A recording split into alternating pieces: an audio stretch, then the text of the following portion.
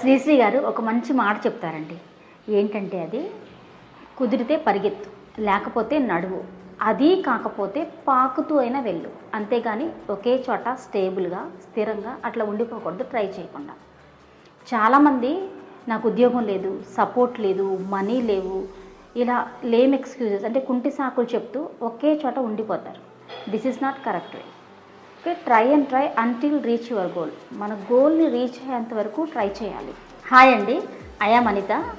I have started my channel, that is spoken English channel. My channel name is Veekshika spoken English.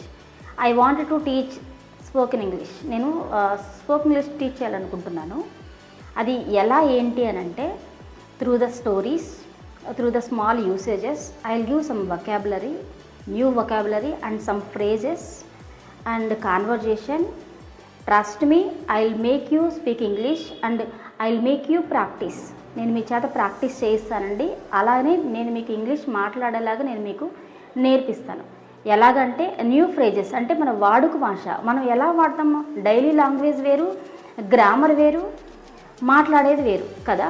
ఆ phrases ద్వారా కూడా నేను మీ చేత నేను మాట్లాడిస్తాను.